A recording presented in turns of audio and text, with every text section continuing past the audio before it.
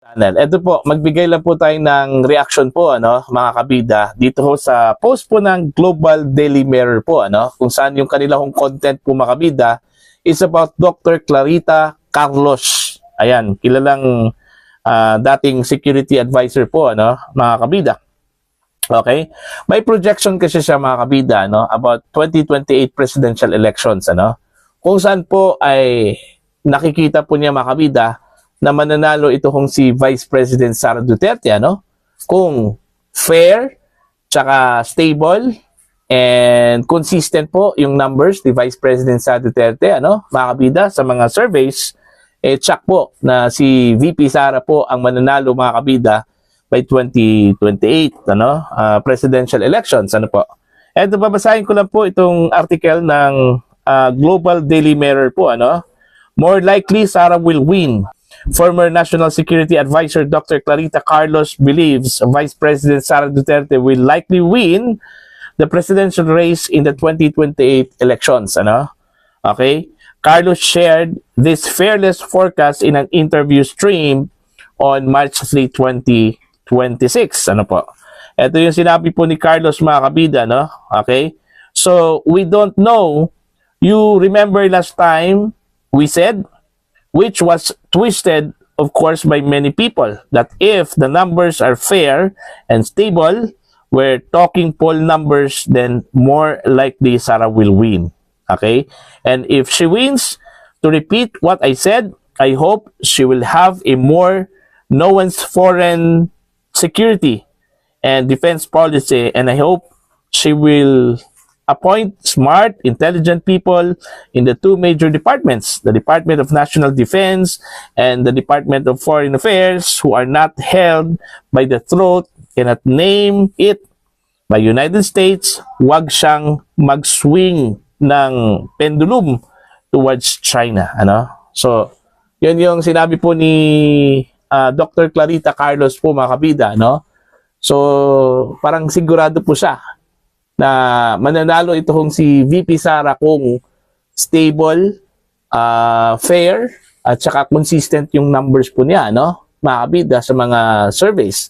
Alam naman po natin na itong si Sara Duterte po ay consistent na nanguna po, in fact, front runner nga siya, sa mga surveys po ngayon.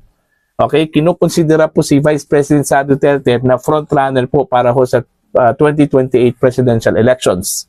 Okay? Okay na sana kung pagiging frontrunner po niya, makabida, maliit lang po yung agwat. Malayo Okay?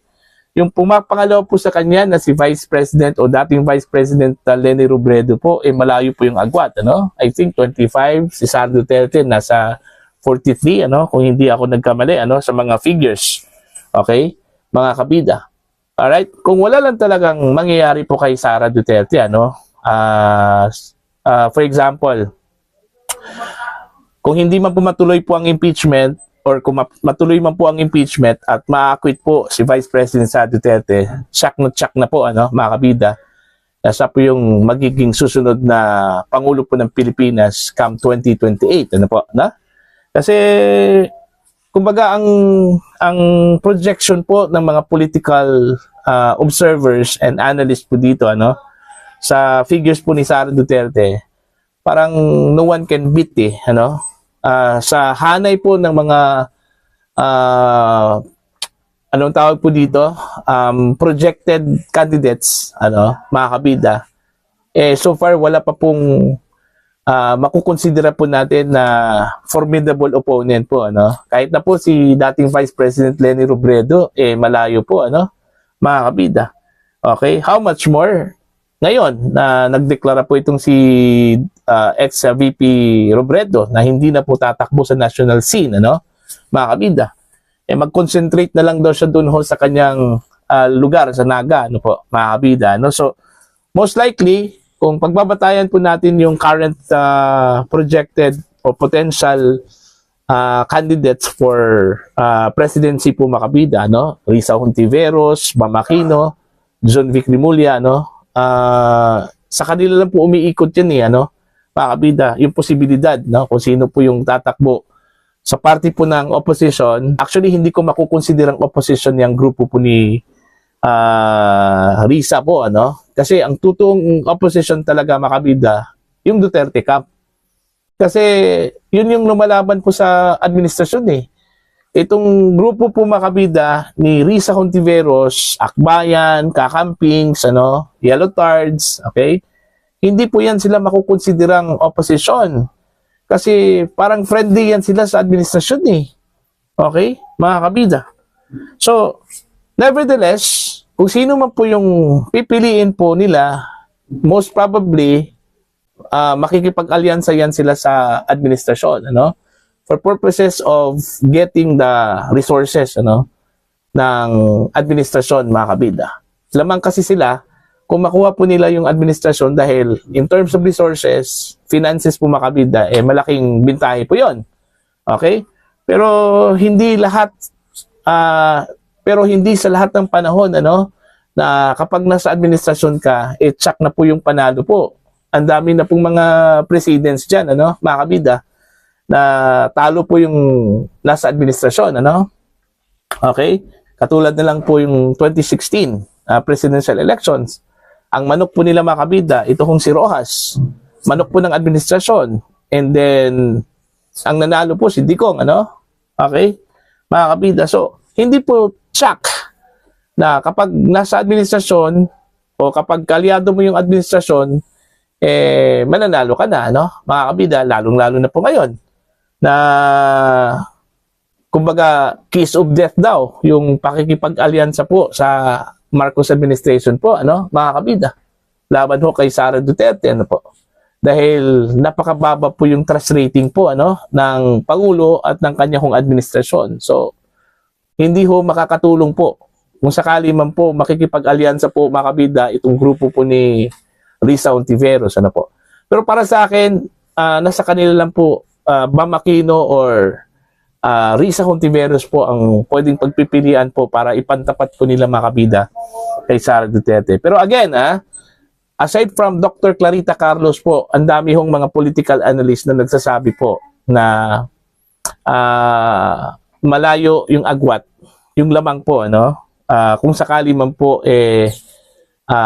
kakalabanin po nila si Sara Duterte, ano. So tsak po na mananalo po si Sara Duterte. Granting kung wala kong mangyayari po kay VP Sara, mga kabida, ano, hindi po siya ma-impeach, okay, hindi po matanggal po, mga kabida, sa kanyang posisyon bilang vice presidente, ano, at saka hindi po siya masasampahan po ng kaso, ano, kasi alam naman po natin na meron pong pending investigation po ngayon dyan po sa Office of the Ombudsman, ano, mga kabida, patungkol ho sa kasong plunder po na isinampa po, mga kabida, o complaint na plunder na isinampa po dyan po sa Office of the Ombudsman. So, antayin po natin to.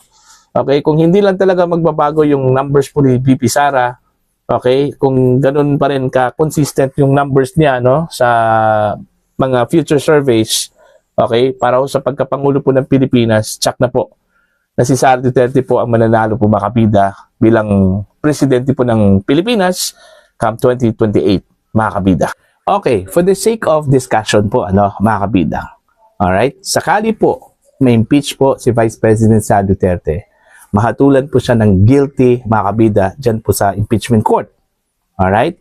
Ano ang mangyayari po, ano, mga kabida? Kasi alam naman po natin na ang penalty po sa conviction dyan po sa impeachment court is perpetual disqualification to hold public office, di ba, mga kabida? So, hindi na po makakatakbo si Vice President Sara Duterte, ano? Okay?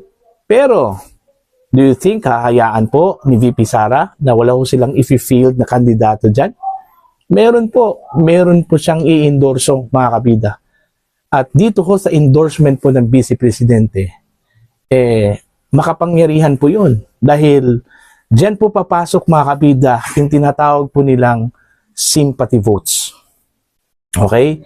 Kasi pag once na i-convict po nila ang Vice Presidente, mga kabida, ang implication niyan, ano, pinupolitika talaga si Vice President Sara Duterte at gusto po ng mga kalaban po ni Vice President Sara Duterte na matanggal po siya at hindi ho siya makakatakbo sa 2028 presidential elections.